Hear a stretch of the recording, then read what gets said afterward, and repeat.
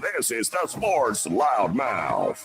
631-672-3108 is the number to call. You're listening to the Sports Loudmouth. I'm your host, Darryl Marks, my co-host, Speedy. Speedy, go to our website at www.worldwidesportsradio.com. Check out all our shows throughout the week, including the Loudmouth with me and Speedy Petey every single Mondays and Wednesdays at 7:30 p.m.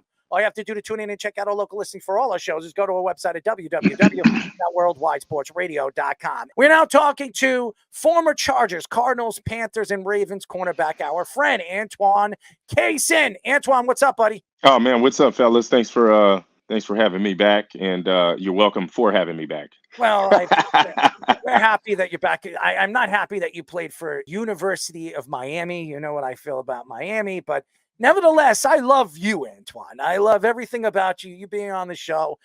That's what makes you, your personality, 7 years in the NFL. By the way, has anybody told you look like Devontae Smith? No, I've never heard that. I haven't heard that one. Listen, it's a compliment. A lot to get into with the NFL season. It's been crazy. The quarterback play has been horrible. It really hasn't been good. In the first 3 weeks, first of all, we've only have one 300-yard quarterback this season so far. So that's crazy. Patrick Mahomes has had his worst 3-game start in his career. What is going on right now with the quarterback play? It's very interesting, and it's very tough sometimes to watch. And it gets to the point where, okay, when I came into the league, there were not this many rookies starting. I do wish this many rookie quarterbacks were starting. I would have had way more interceptions. When I came into the AFC where you had Phillip Rivers, Ben Roethlisberger, Peyton Manning, Tom Brady. We had all of these guys in one conference, and now everyone just keeps saying rookie quarterbacks should start. It's kind of interesting. I think they need to be able to develop a little bit and do their thing. Maybe Ben Roethlisberger was the only one who started right away, but you have to think Tom Brady sat behind someone. Aaron Rodgers sat behind Brett Favre. Phillip Rivers sat behind Drew Brees. Peyton Manning came in right away, but he did throw a million interceptions. But the development of these guys isn't there as much anymore, and it's kind of tough to watch. And it's not all their fault. I do feel that coaching can be better too. It's not always just the player's fault. Coaching can help the player. If you're going to draft this player this high and you're going to force him to play this soon and pay him the money because you're saying I'm paying him the money to play, then maybe tailor something around him and help him out. Let him run if he wants to run. I don't agree with, well, you have to sit in the pocket, you have to pass. But then at the same time, I don't agree with just have to run. So it becomes tough. And I think sometimes these quarterbacks aren't really understanding the defenses. They're not really understanding the reads because in the college you have cards and you look to the sideline and you clap your hands and someone moves and you look back to the coach and you're not really making the decision based on what you see on the field. The coach is telling you what to do. So then they get to the NFL and they kind of struggle a little bit. But I mean, if you're going to do that, then you have to let them go through these growing pains. We saw the Chiefs yesterday really get lucky on a pass interference call that definitely looked like it definitely could have been. And you as a former defensive back yourself, like what are your thoughts on the NFL, the way they handle pass interference, has changed all the rules? And do you think the Chiefs have gotten some treatment more than these other teams? Well, I won't say that, but me, and this is another thing you guys don't know, is I'm on my journey to get back to the NFL as an official. I'm officiating football games. I'm in a Division I official now. And so seeing that, to me, I can talk about it because I don't get fined. I feel that is pass interference. It's tough, right? Because that is a critical point in the game. However, a foul is a foul. As an official, you have to call that. I don't know what that official's vantage point is, so I don't want to speak on him specifically from the TV copy, from what Antoine sees. I'm not speaking about the back judge or whatever he saw or whatever position he was in or his vantage point. I don't want to speak on that. From this, in my opinion, that is pass interference. It didn't get called, so I guess he didn't feel it was, but I wouldn't say that it's Kansas City's preferential treatment. I don't agree with that. We beg to differ, my friend. That's what I'm saying. And that's okay. I just think, again, officials are humans. They're down there trying to do their best to make the right call. Sometimes it's just like a player. There is a lot of pressure on these officials to make the right call.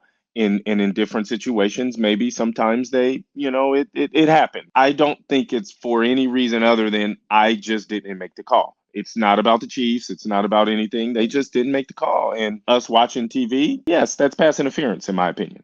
We are talking to former Chargers, Cardinals, Panthers, and Ravens cornerback Antoine Cason. By the way, he's Division I referee. He wants to be an NFL referee. He probably will be. By the way, look at that. Come on. Yeah, Come on. Come on, you know man. what? I used to get John Wall. Come This on. guy, I guess I could see it, but you know, Get out of here. You look identical. Stop it. I know we need the John Wall comparison. Bishop, get on it now. John Wall and him. Oh, we So, love Antoine. And by Yeah. the way, Antoine, the game has changed, obviously, since you've played. You look at these corners, and there's a lot of good ones. Stingley is a great corner. Obviously, Sauce Gardner here in New York. We've seen a lot of these guys, really just pop out of nowhere and become, well, they didn't pop out of nowhere, but they're becoming superstars. Like in the first year they step on an NFL football field. When you look at the game and the transition of the game, and obviously the rules are going towards the offensive side of the ball, and you see these athletic, long, even small, talented, fast corners, what do you see as when you look at guys that you played with or guys that you've seen on the football field, like Darrelle Revis and Richard Sherman? What is the difference between the corner play that when you were playing and when you played on the field from now? Definitely a different league. And when I came into the league, there were more veteran players, which the veteran presence is lost. But at the same time, these guys are so athletic. I mean, you think of nowadays, they're starting to train speed, quickness, technique at 5, 6, 7 years old. I mean, do you think these kids are not going to be great when they get there? Like, of course, the game has evolved to be much better. And like you said, you see a Sauce Gardner who Antonio Cromartie was 6'3", Yeah. came off an ACL and ran 4'3" and caught with one hand. And these athletes, we're the same. It's just maybe it's just a little bit more widespread with the social media aspect, because when I first came into the league or when I was in college and all of these things, we didn't have social media to kind of promote certain plays or things we did at practice or things that we were able to do in the weight room and to see some of the athletic things. So I don't think it's that these guys are actually that much better than us. I think it's the exposure and being able to see them do these things more often is what helps. And I'm all for it. I love it. And these guys are good, and it's well deserved. So it's great to see. But I've seen a lot of things at practice, and sometimes I'm like, well, I wish I had social media when I was in college or at practice in the pros to see some of the things that I've done and then be able to market those things. But that's the involvement of the game, and that's what it should be, and it's great to see it. So there were some interesting comments made last week by Mel Kiper, who I know you're not a safety, but he was making comments about defensive backs that the NFL should ban 2 deep safeties playing cover 2. They should always have a tackle or safety playing like a linebacker to tackle. What are your thoughts to that ridiculous kind of comment? Well, Mel Kiper said that. Yes. Yeah, last week. I mean, gosh, well, he's an idiot for that. But I mean, that's I mean, saying I can't play 2 high safeties is almost saying like you can't put 5 wide receivers on the field. I mean, let's get real. Like, get out of here. We can play defense however we want to play defense, however we want to disguise, and that's what we're gonna do. So that guy, whatever. No, not at all. You play defense how you want. He needs to stop with his drafting too. I mean, he's I mean, he must know something that knows somebody that knows something. Because for that guy to do that, I mean, hey. But he's been doing it for a long time. Well, you know what? Somebody's paying somebody. Maybe I need to do that. Pay somebody under the table. Maybe I should reach out to Roger. Roger don't like me, so I doubt he's going to let me pay anything. So, and by the way, my question to you, and by the way, we are talking to former Chargers, Cardinals, Panthers, Ravens cornerback Antoine Cason. He's been on our show before. A great personality, great things. And now he's refereeing and I didn't know that, but I'm sure he'll be in the NFL soon. So I'm not going to throw him under the bus. But everybody that listens to this show knows that I'm not a big fan of Roger Goodell. Okay. Everybody knows my thoughts to Roger Goodell, what I think about him as a person, what he's done to players, what he doesn't do for players that haven't or are not getting, obviously the benefits that they should or should get, being that they've really helped the game grow the way they have over the past and over the years. You look at all the different things that have happened over the years, the CTE situation, or I can call a scandal, or even some of these different rules that they think they're protecting players, but it's even causing more concussion issues. And turf, how about the turf? All these different things, knees, Achilles, all these other stuff. If they want to protect the players, why don't you just turn it into grass and stop with this damn turf? What are your thoughts to some of the comments that Roger Goodell has had over the years? I don't want to throw you under the bus, and I don't want to do that, but your thoughts to what he hasn't done from the former player or to the former player, and what he should do to help the players right now in the NFL. Well, speaking of Roger, I don't know Roger I don't know him personally at all. Roger Goodell, please call me. Let's have a conversation. But no, I don't know Roger Goodell, and the thing that I do know is that Roger Goodell represents the owners, right? Which is the NFL, and that is his job. And we as players have a player union. So when are we going to start holding our union leaders accountable and stop talking about Roger Goodell, right? Roger Goodell sounds like he's doing his job.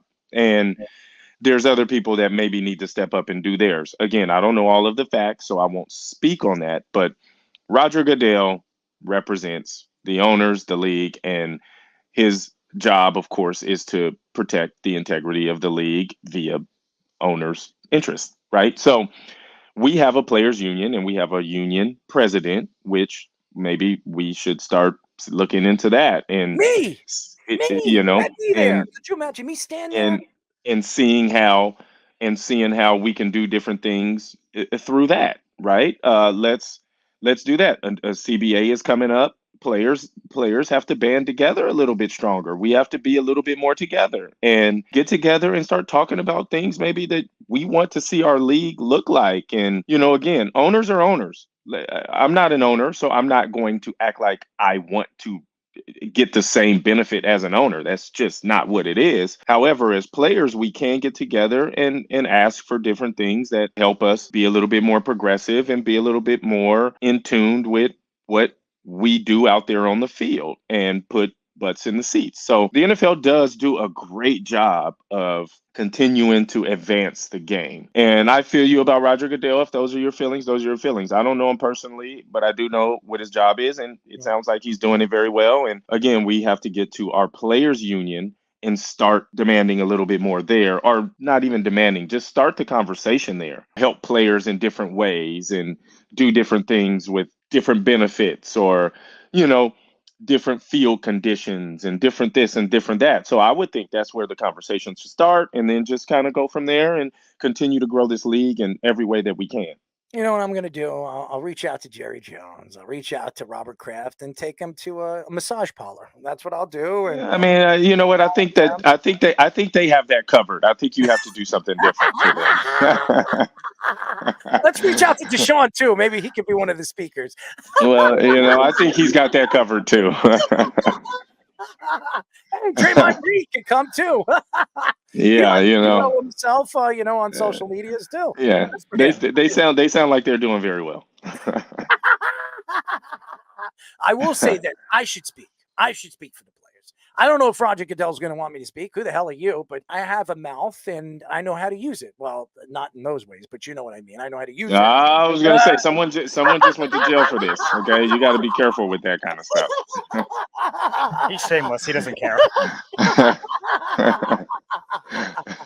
All right, back to a more stabilization here. I know you're also a big Arizona Wildcats guy.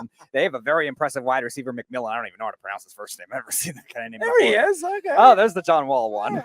I can see that. I can see that. That's what I hear. Look, I don't know, but hey, I hear that. I can see it. Maybe both of you could try to make an NBA roster together. He's been trying to come back for the last 2 years. Oh God. Well, I mean, I wish I had a John Wall contract right now. I would like one of those. Those basketball players make way too much money. Holy crap, do they make some money, man? Oh. Yeah. Starts with your union. Starts with me. So, I wanted to ask about McMillan at Arizona and the Arizona growth of that program the last 2 years. They were struggling for a while, and now they've been one of the better teams, and now in a new conference as well, going to the Big 12, moving from the Pac-12, which is now the Pac-6 or the Pac-12 and a half. So what are your thoughts the way Arizona's played this year and grown as a program, even changing coaches as well? Well, I mean, Arizona has grown as a program tremendously, and Coach Fish now, who when he was at Arizona, now he's at Washington. He has done a great job there and took those guys, took that team to where it was, won a bowl game against Oklahoma.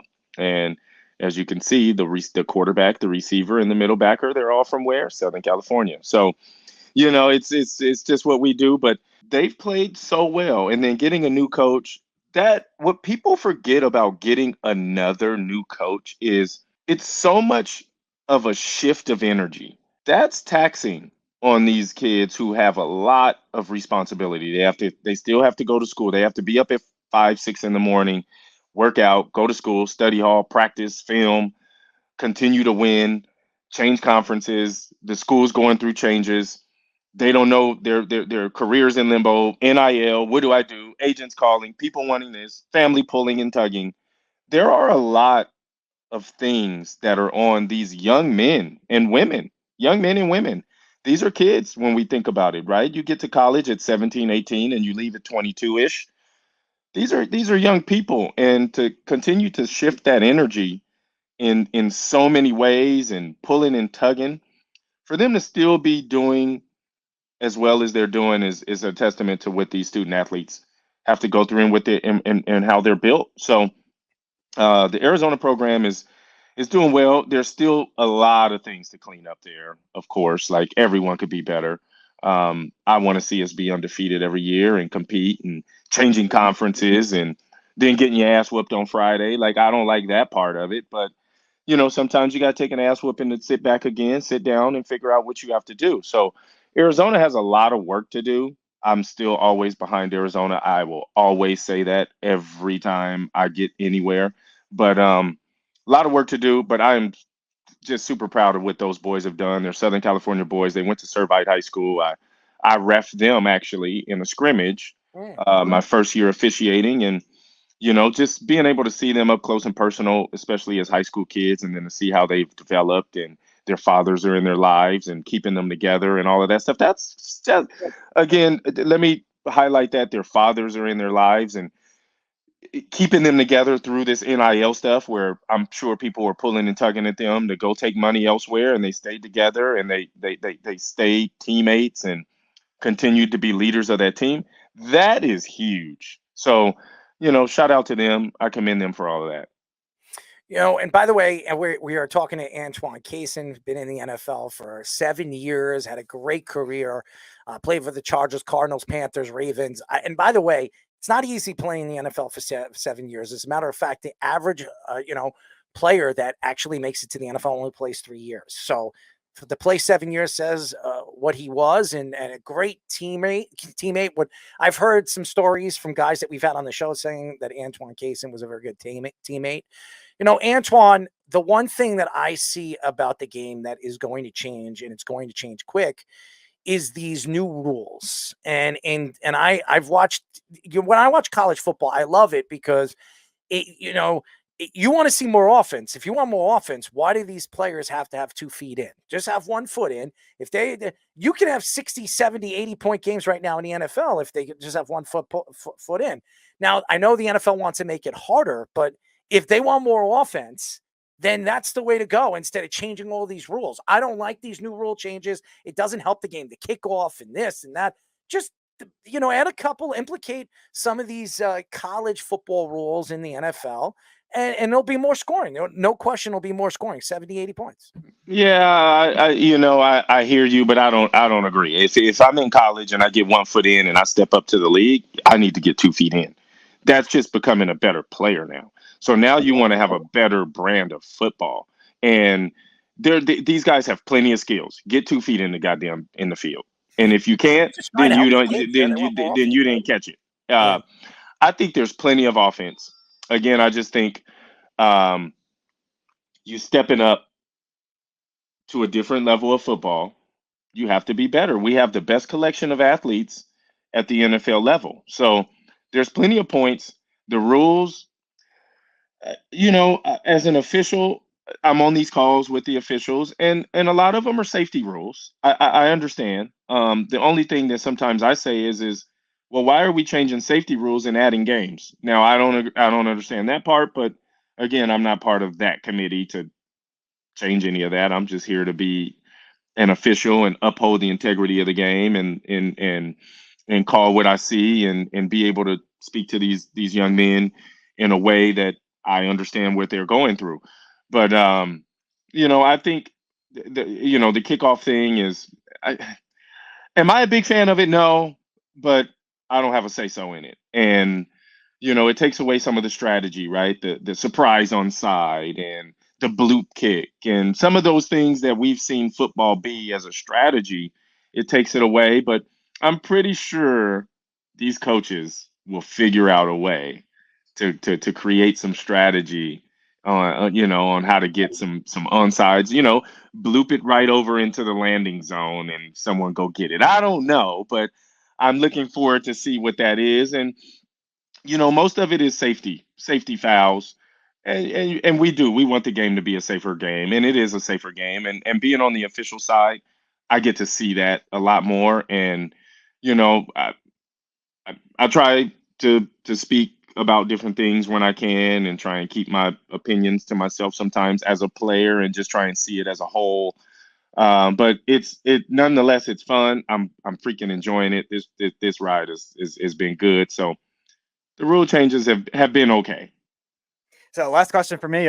We had an NFL Network guy, our friend Steve Weiss, who said that your former quarterback, Phillip Rivers, is not a Hall of Famer. You want to fire some shots at him and saying why he is? I've done Well, it. you know what? Hey, I may have a controversial take on this too now, right? Because what you were just saying is that we want more offense. Well, we've got more freaking offense. We've got Dak Prescott who's throwing for just as many yards as Patrick Mahomes, but he can't win a playoff game. So in the past, those are Hall of Fame numbers.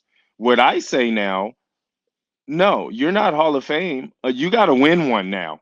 Should be kind of the deal. Like anyone could go out here and throw for 4,000 or 5,000 yards now.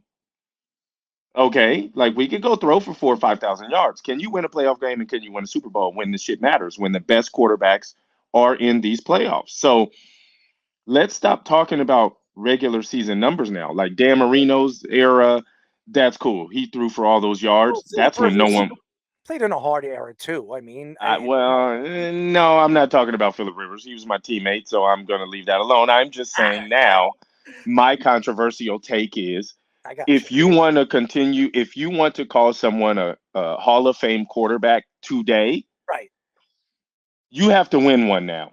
Like I'm not just putting everyone in the Hall of Fame because you threw for 5,000 yards every season and won 3 freaking playoff games. That's crap. Like that's not Hall of Fame.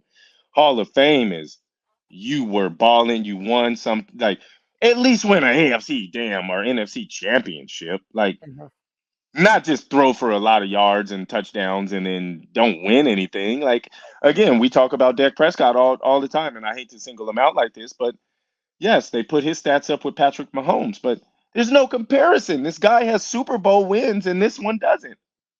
I'm taking Patrick Mahomes all day. I don't give a damn how many yards you throw for in the regular season. You can't win when it matters. And that's what everyone will say. That's what I would say, right? That's what if you're married, like, hey, can you perform when it matters? No. So she doesn't want you either. So why would I want to continue to put you in the Hall of Fame?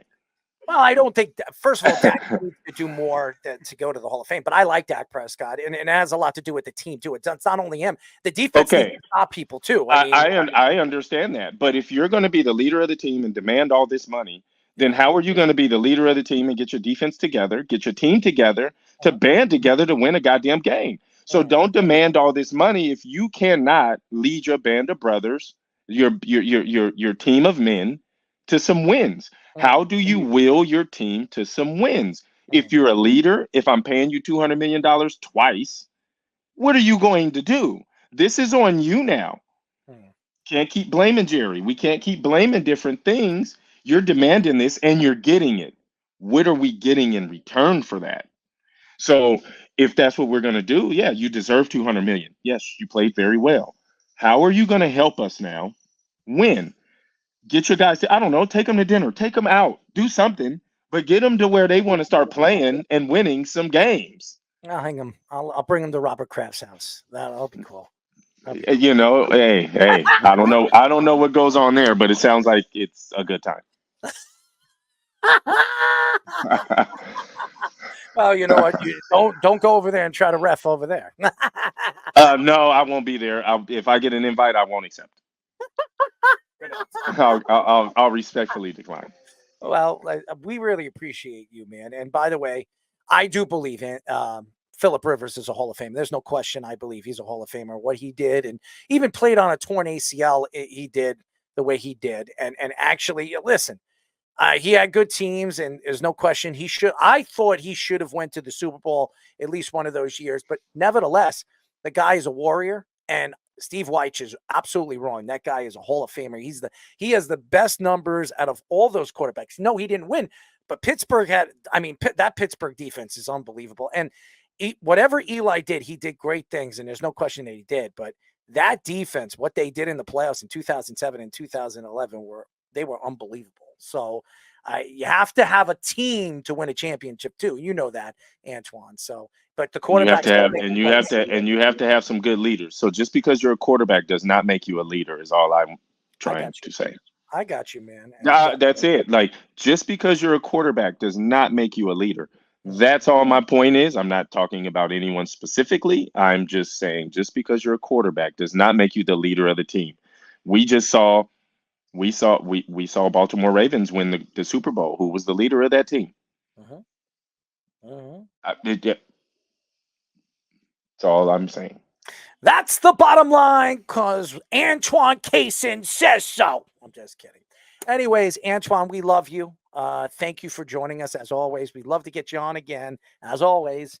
And it's nice to know that you're getting back into the game, and we'll see you on an NFL screen again soon. Hey, man, I love this game. I'm here for it. Been doing this stuff since I was 7 years old, baby. So you'll see me back on an NFL field because I'm busting my ass to do it.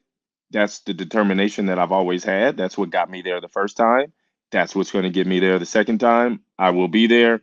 And then I won't maybe be able to talk too much to you guys, because then you're going to be asking me about calls and I can't do No, that. I'm not. We'll have the updated image of you and Devontae Smith next to each other. No, when you're on the football field, you're going to invite us to the game so we can be on the field with you. And, we could just talk trash, when we're there.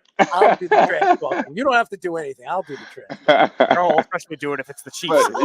But again, I love this game. I do. I really enjoy it. I being an official, it helps me do everything that it did as a player. I get to work out. I get to watch film. I get to be a part of a team, which are the officials. I get to travel with the officials. I get to go to meetings with the officials. We get to have, conversations about the game. I get to go on the field. I get to talk to the coaches. I get to talk to the players. I get to do everything I was doing as a player except hit, tackle, catch, run. And I'm not even trying to do it anymore. So that's what's great about, being an official. And I'm the closest thing to the game than other than the players. Coaches have to stay in the box. Officials, I can get in the mix, baby. I'm in there. I love it. Well, we love you, and you keep up the good work, and you keep officiating. And when you make it, I want to be on that football field, the first officiating game in your NFL career as an officiator. How about that? How about that? Yeah. Hey, we need a ref draft. Maybe I should be a referee. What do you guys think about me being a referee? Yeah. Good luck. Jeff will finally get the calls. I don't know about that. I'll be like, damn you little bastard. Just screwed up. Oh, my God. Yeah. But anyways, Antoine, we love you. Keep up the good work. We'll talk to you soon, buddy. Yeah, for sure. Good talking with you fellas. Antoine Kaysen. Oh, he's officiator. Look at that. A referee, Speedy. You didn't even know that. I did not. Look at that. He's going to be on the NFL field again. I guarantee it. And that's what's great. These guys, they work their butts off as players, and now he wants to step on a football field again as officiator. And I think he will. There's no question that I think he will. And he's hardworking. And you got to work hard to be the best. And to be the best, you got to show up and train. And you heard what he has to do. He has to do the same stuff he had to do when he was a football player. And so just, you got to know the rules, and you got to be the guy that's making them. Or calling them. Anyways, there's a lot of calls that I have to make. But before we go and make those calls, I want to get into this story. SNY's Ian Begley reports that Mitchell Robinson will miss at least the first 2 months of the season after getting an ankle surgery. Begley said that Robinson will likely be back late December, early January, which would be 20 games into the season. Robinson played 31 games last season and missed time in the playoffs after the incident with Joel Embiid. The Knicks have questions with their size of losing Isaiah Hartenstein this offseason, and if Robinson is hurt, their only center is Precious Achua and Jericho Sims. Tom Thibodeau has also mentioned that Julius Randle could play center if the Knicks had to be small. Reports say that Clint Capella and Robert Williams are the most likely trade targets for the Knicks if they try to trade for a center before the season starts. They've been going after Clint Capella for a while. I think he fits most with the way Tom Thibodeau likes to play with his centers. What do they have to give up to get Clint Capella is the question. I'm not surprised. If you're a Mitchell Robinson fan, this is a guy Mitchell is robbing the New York Knicks. Now, he has a good contract, 4 years, $60 million. He's there for at least another 2 more years before the Knicks decide or have the opportunity to move him. Mitch, when he's on the court, he's a good player. He's a great player as far as defense is concerned and blocking. He's one of the best in the league. He's not a good offensive player, but you don't need it when you have Jalen Brunson and Mikal Bridges and all the players that they brought in. This defense, when he is in the lineup with OG Anunoby and the players that they have, this could be one of the best defensive teams in the NBA, but we're not going to know until January or February. This is bad news. And the reason why is the Knicks are playing, or they're going to have to play small all season long. I do not want Julius Randle to be my 5. That teams are going to take advantage of. He is not a good defensive player as it is. I don't know how this makes sense. Now, the Knicks are going to have problems against big teams like the Celtics. They're going to have problems with teams like Giannis and Milwaukee. Losing Hartenstein is more of a big loss than anybody expects. Now, Mikal Bridges is a great defensive player, and he's a great two-way player, but he doesn't have the size that you're going to need at that center position. Now, Jericho Sims, he's okay. He's not a good player. I don't know why anybody thinks that he is. He's okay. I mean, but nothing to brag about. I was very surprised that the Knicks didn't go after a center in the draft or bring somebody in, a youngster from the draft in the first round, maybe move up and try to get somebody for, I was mentioning somebody from Purdue that I would have liked on this roster, but he got drafted in the top 10. I was very surprised that he did. If you're a Knicks fan, you're excited about the season, but when you don't have the size that the Knicks are not going to have in the beginning of the season, you're going to have to worry because you got teams, like I said, even the 76ers. I mean, who's stopping Joel Embiid? When you have a size issue like that, how are you going to be able to defend him? Now, okay, you give Joel Embiid 30, 35 points. You're already behind the 8 ball against teams like that. So I don't know how this benefits the New York Knicks. Now, and the whole Julius Randle thing, the bricklayer himself, him playing defense, it just doesn't make sense. The Knicks are going to have to make a move very quickly before the season starts. So they're going to have to figure this out. Like I said, Clint Capella is the best fit. I know Robert, what do they call him? Robert, or Jeff called him Robert Williams. Robert Williams, whatever. Jeff's boy. I don't want Robert Williams. I would rather Clint Capella because I just think that he's more athletic and I think he fits the way the Knicks want to play. And Tom Thibodeau played in the second half of the game this season, going up and down the court the way he did. I think Clint Capella is athletic and I think he can play that style of game. And you don't need much more than just him blocking and playing defense in the paint. And when Mitchell Robinson does come back, then you have, you don't have to argue about any of that with the defense. Now, I like Ochoa. I like what he does. He played well last year, but teams are going to figure him out. And he's undersized at his position. Yeah, he's lean. And he's lean. So what's it going to take? What happens if he goes down? What are you going to have? OG and Anunoby play center? I mean, it doesn't make sense. I think the Knicks got to figure this out, and I think they need to figure it out quick. I trust in Leon Rose. I trust what Leon Rose does. So if there's anybody that could figure this out, it would be Leon Rose. The Brook Lopez thing was available early this offseason. I think they should have jumped on it when they had the chance.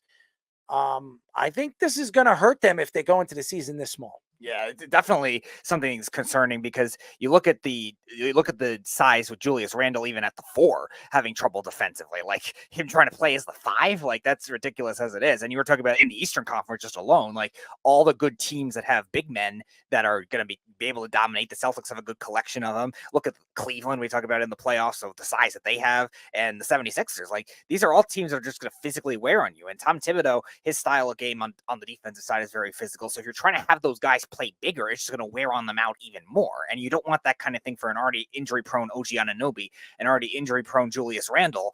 And that kind of thing does not bode well. Yeah, you can get away with small lineups against certain teams, like bad teams. All right, fine. You want to play Julius Randle at center against the Nets, go ahead. But like you're not going to be able to get away with that on a daily basis. So the other option you have to consider, definitely try to get one of those before the season starts. One of those centers you could get. If those teams are willing to do that. A team that you can make a trade for where you don't have to give up too much. And then maybe you consider one in season. If a team starts slow, maybe let's say Memphis starts slow for whatever reason, maybe you go after a Steven Adams or something like that, another veteran center that you can get. You need to get it more in quantity because the Knicks can't afford to be playing small where you're so predictable either. That's not going to help their identity as it is, as good as the depth may be for the Knicks. So they definitely have to get on it, especially with how many injury-prone players that they have on this team. All right, Fish, you're a Knick fan. I mean, this story is not going to make any Knick fan very happy. You hear Mitchell Robinson won't be back until January or February. It makes you want to throw up. And when you hear Julius Randle playing the 5, it really makes me want to throw up. Well, offensively, you can get away with Randle playing the 5 if you're going to do an offensive sets. He can shoot over guys. He's fast enough to get around centers. That's not the worry. The worry is on the defensive side of the ball. If you have another defender that's got the length to guard a center, then it doesn't necessarily have to be Julius guarding him. And they're talking about, and hold yourself, look, he is 6'9". They're talking about OG Anunoby guarding centers because he's done it before when Randle is on the court, Randle guarding the 4, Bridges 3, and they probably would have to bring Hart. Actually, probably have Bridges guard the 2, and then have Hart come on the field for the forward. That's okay, I guess. You're gonna have to try to get away with that. OG's not the picture of health, so it's not exactly what you want to do. So the reason why they were able to get past the Sixers was they had bodies to throw at Embiid. Mitchell Robinson did a great job until Embiid cheap shotted him, grabbing his ankles, pulling him down to the ground and re-injuring him very blatantly and intentionally and not getting suspended for it. He just got a flagrant 1, which was bizarre at the time. They were just catering to this guy, I guess, so that he would play for Team USA. Well, whatever it is, it was garbage, and he really hurt this guy who was fragile already. And to be honest, he hurt him because I thought Mitch was playing him toe-to-toe. And that was the type of guy that you needed Mitchell Robinson for, those big, hulking centers. You can't really defeat a team like that without someone like Mitch. Now, you don't have him until middle of the year, so it's not the end of the world. It's not that you're not getting him back, but it's a more competitive East. They've got to try to keep pace with everybody and have another guy that they can count on because, as you could tell, you can't count on Mitch to stay healthy no matter what. So he's for the price he's at, okay, fine on the contract, not a big deal, but they got to find somebody. It's not Jericho Sims. We know it's not Jericho Sims. It could be Precious Achiuwa in spurts, but he got taken advantage of when he played larger minutes last year. So I don't know. Capella, I don't know what you have to give up for Capella. It might not be a ton. He is a little older. So that is a guy that I'd rather see them go get than having to spend on a guy like this, some draft capital. That's not where I'd want to go unless the draft capital is spent on the major move that everyone's been talking about. What if they go after Karl Anthony Towns? He's not available. That would be the spot. He's not available yet. Not yet. He might be, but I don't think he's available yet. And I don't see the Minnesota going out there and say, hey, you know what? We're going to give away one of our best players for nothing. Because the Knicks, remember, they gave up a lot to bring in Mikal Bridges. Now, not a lot, because those are going to be probably 30 or 25 picks. You know what I mean? It's every other year, and the Knicks can't trade the every other year draft pick. So that could be costly for the Knicks to make a move like that. But I think Mikal Bridges was a great move by Rose. There's no question that it was, and it will benefit him in the long run. But they're going to start the season very small, and that could cause injuries and problems in the long run. We'll see. I know Keith doesn't believe it's going to be a problem. I think it is going to be a problem early in the season, and we're going to see that. As long as Jalen Brunson plays at the top of his game, it might blind or take away the problem that the Knicks have, and but I still think the Knicks need to figure out how to fill in those gaps right now until Mitchell Robinson comes back. All right, before we go into our final story, your thoughts, Scoops? No one's surprised here. I mean, we're talking about Mitchell Robinson, the guy that I don't remember if it was 2 seasons ago, who broke his foot, missed many months, came back, played 2 games to just break his hand. I don't remember if he broke his hand the first time and then broke his foot, or vice versa. Whole point is the guy is made out of glass. We all know that this guy is very, very fragile. And Fish actually said something that I was going to mention too. Is I'm not entirely worried about the offensive side of Julius Randle if they decide to run 5, because like you said, they're going to be running a lot smaller ball until they get like a guy like Mitchell Robinson back. So I'm not worried about Julius Randle on the offensive side of the ball, which is where, of course, is the defensive side of the ball that scares me. You do remember that Julius Randle's coming off a pretty bad injury. Mm-hmm. And is he going to be the same player? And what is it going to take for him to fall apart and get hurt again? And what are they going to do after? Remember, he's playing a guy that's much bigger than him. And what is it going to take? You're going to have a Joel Embiid slam him on the ground. Mm-hmm. He'll be out for, significant. And where they go then after that? So I don't want to put Julius Randle in harm's way. The whole point of making that move for Mikal Bridges, it gives the Knicks that depth that they needed offensively to move forward in the playoffs. Now, if he gets hurt, you put him in harm's way. I don't know if that's a smart move. And I want to hear Tom Thibodeau say, well, we'll put Julius Randle there at the 5. Yeah, that makes sense, Tom. That makes you really smart. It makes you as smart as, Joe Schmo over there, over there with Jerry Jones. That's just my opinion. They could get away with it for some garbage teams, like Speedy was saying. It's still the first part of the regular season. Stretches, and with the second group, you can run Randall. Maybe we should hire Jerry Jones. He can own the team. Actually, I like the fact that James Dolan isn't opening his mouth and staying away from the team. That shows me that he actually realizes that he has a GM that actually knows what he's doing. By the way, the Bengals are done. So, and by the way, there it is. Higgins could have made that catch. I think Higgins is going to have a great week next week, but is the Bengals done? 0-3. This is the first. I think this is the first time the Bengals have been 0-3 with the Joe Burrow stage. So, is it over for them? That's going to be the question. I'm very intrigued and very interested to see what happens. I mean, I have 40 seconds to try to get back into this, but I don't think that's possible. I need to get the announced onside kick. Caitlin Clark was unanimous Rookie of the Year and was also 4th in MVP voting. Angel Reese didn't seem bothered by Clark getting the unanimous Rookie of the Year, tweeting today she was blessed. Stephen A. Smith said the fact that the decision was unanimous was ridiculous and would have picked Reese over Clark before she got hurt. Former WNBA All-Star Cheryl Swoops said that Caitlin Clark was not dominating this season. What the hell is going on here? Shannon Sharp took shots at Stephen A. Smith and other ESPN analysts, saying they are minimizing her achievements this season. Clark averaged 19.2 points per game, 5.7 assists per game, and 8.1 assists per game. By the way, in her rookie season, she had better numbers than Steph Curry. Better numbers than Steph Curry. Okay? The great Steph Curry that everybody loves and adores. Her numbers were better than Steph Curry in her rookie season. And she's only going to get better. And she's changed the game and made the game better. And I don't agree with much of Shannon Sharp and what he has to say. And we all know what I feel about Stephen A. Smith, just my opinion. The fact that everybody is, again, back at, why is Cheryl Swoop speaking? Why do we have to hear Cheryl Swoops? I don't care if she's a Hall of Famer. I don't care what she did for the WNBA. I don't want to hear her speak. She also played for the Fever, too, which is I funny. don't care. I don't care who she played for. I don't want to hear her. And Stephen A. Smith saying that he would have given it to Angel. What are you, nuts? What are you, nuts? Have you watched it? I understand Stephen A. Smith knows basketball. He can't play basketball. He knows basketball. That's for damn sure. I've seen him shoot a basketball. That was enough said. I don't need to see it anymore. But he knows basketball. He knows how to write for basketball. Caitlin Clark has had one of the greatest rookie seasons we've ever seen a woman have. Yes. Look at those numbers. Those numbers aren't, they're not blinded to see what she's done for the game of basketball. All right? And she's helping the game grow. What is everybody's hatred of this woman?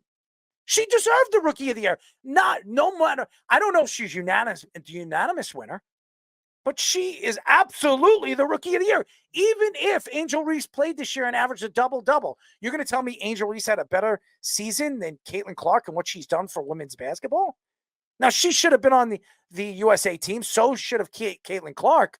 But nevertheless, the fact that Angel Reese believes in her little pea brain that she thinks that she was Rookie of the Year, well, I think she needs to look in the mirror and realize that Caitlin Clark deserves a little bit more credit for what she has done. All this craziness, all the people that have taken shots at her, everybody that's thrown out on the bus, and she still goes out there and plays the game. And she doesn't really throw anybody under the bus. How many people have picked on this woman? Told her that she doesn't deserve all the credit and all the stardom that she's got so far early in her career. She has done more for the WNBA than half these women have. And nobody wants to give her credit for what she's going to be bringing back to the WNBA in the future. These women should be looking up to her. These young kids are going to be looking up to her, what she is doing for the WNBA. Listen, in the last 10 years, do you think half of these girls that are going to college would even think or want to play basketball or even want to play basketball so they can go to the WNBA? No. Why do they want to do it now? Why does every young kid right now want to be an NBA player? Because of what Steph Curry's done. Remember, Steph Curry grew a couple inches when he went to college. Steph Curry was small. He had to change his whole shooting motion. He changed basketball, not for the better. That's just my opinion. But nevertheless, he's opened up eyes for young kids to want to be what Steph Curry has become in the NBA. And look, Steph Curry's making $200, $300 million. Who doesn't want to be Steph Curry right now?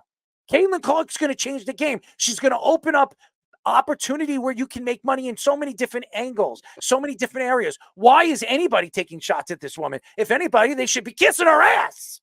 Yeah, and anyone that's fourth in MVP voting and saying that the person didn't dominate is ridiculous in itself for Cheryl Swoops to say that kind of thing. And you look at, like, you're saying there's only going to be 3 dominant players in the entire NBA, the three people who finished above Caitlin Clark in the MVP voting. I'm not saying Asia Wilson didn't deserve it. She had a tremendous year. And then there's Nafisha Collier and Brianna Stewart. But, like, you're saying there's only 4 good players in the NBA and WNBA in that case, which is just ridiculous in itself for her to say that. And Angel Reese, you want to say, all right, so she wasn't dominant, that kind of thing either. Angel Reese was not even in the top 20 in the MVP voting. So it shows the difference of how Caitlin Clark was unanimous for the Rookie of the Year. And I think it was funny. I think the article I was reading on this, our friend Robin Lundberg was taking a shot at whoever was voting Angel Reese got 1 4th place vote for MVP or something like that. But nevertheless, like, Caitlin Clark got a 4th place vote for MVP, and you're going to say she shouldn't have been a unanimous Rookie of the Year is just insane. It's sad.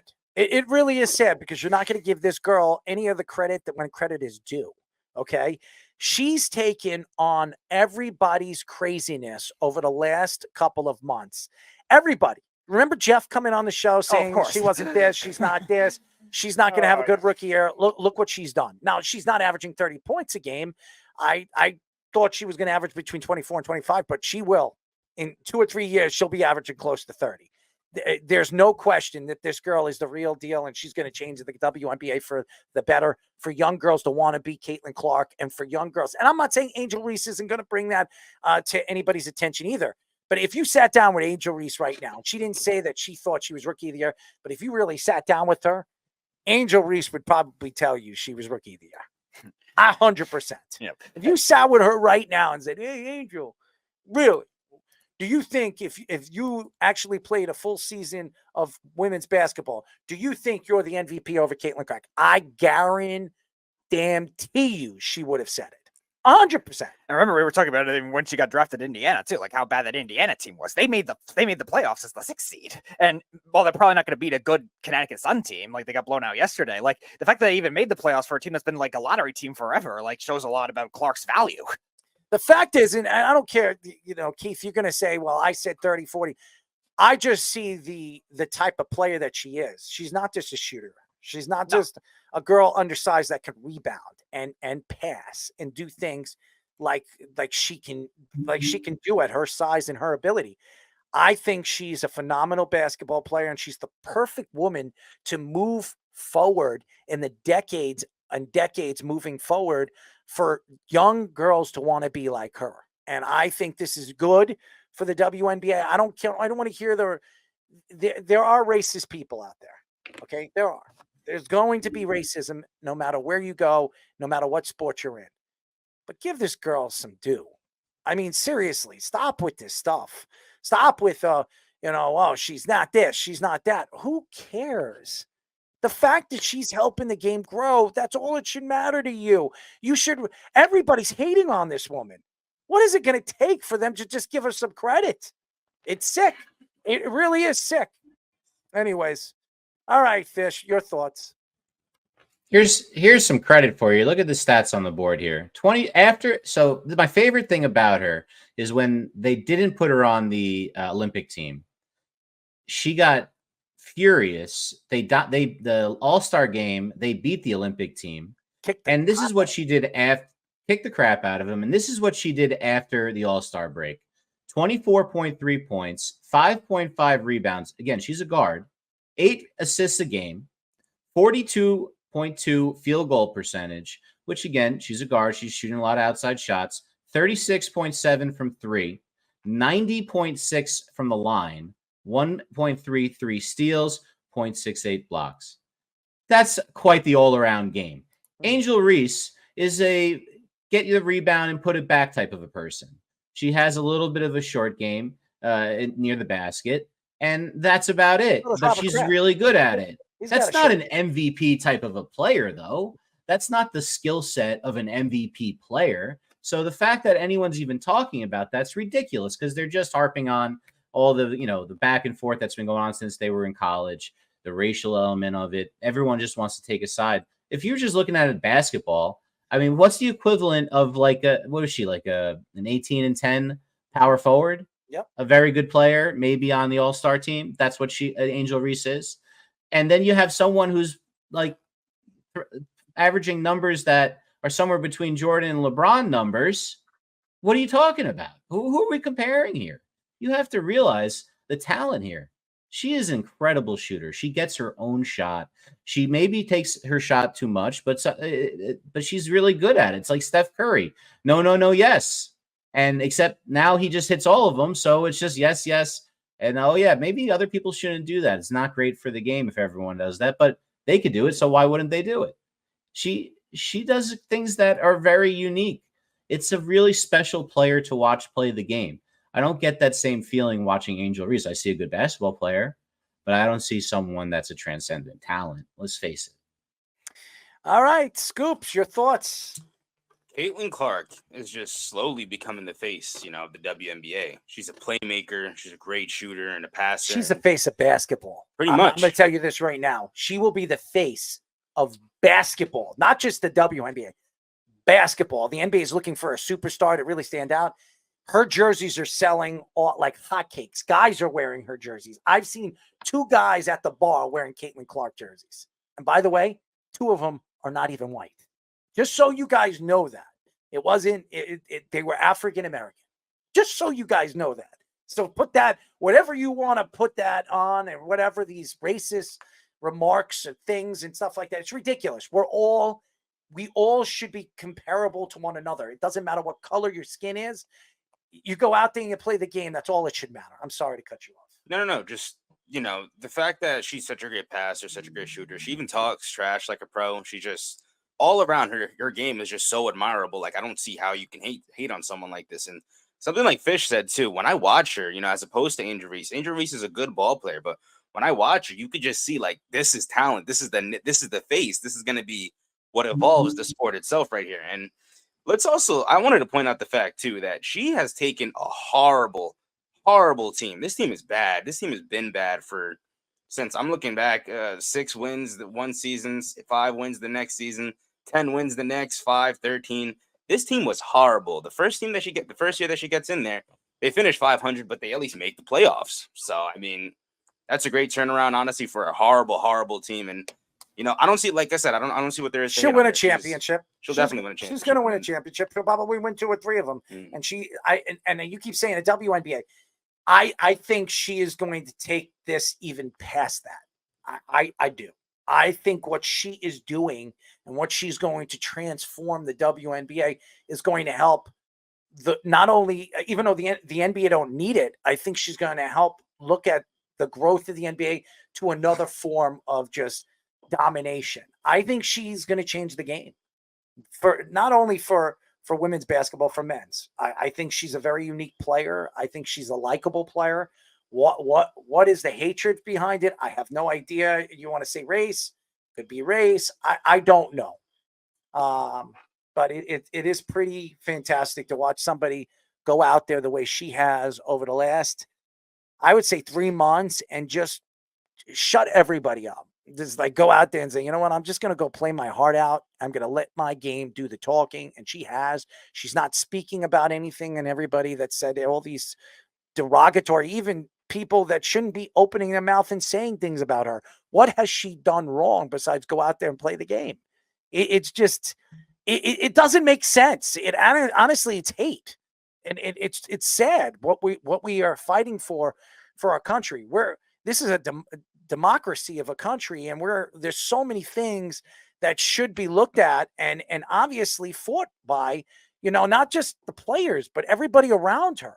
You know, it is despicable. And that's why she's got a lot of fans, because the fans see what's going on with the WNBA and what these players are doing to her. And she stands for more than that. And that is what I stand for, supporting what I think she is. And I think she's a great Samaritan of the game. And I think she's going to take this game to so many areas that nobody would have thought a player could do, not only for the WNBA, for professional women's sports. So I think very well deserved.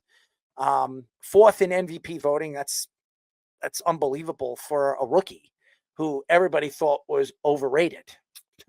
Overrated is not even the answer to what anybody should say. First of all, nobody should ever say ever that this woman is overrated. This woman deserves a lot more credit for the pressure she took, and to take on the responsibility to put this league on her shoulders says a lot about who she is as a player. So I'm so happy for her. And if we can get Caitlin Clark on a show, it would be special, because I would give her not only the thumbs up, I'd give her a hug, because I think that this woman deserves a little bit more credit than she is getting for what she has done this year. It's hard to do what she did, and to do it so miraculously and so fantastically. It just says what she is as a person, and I love it.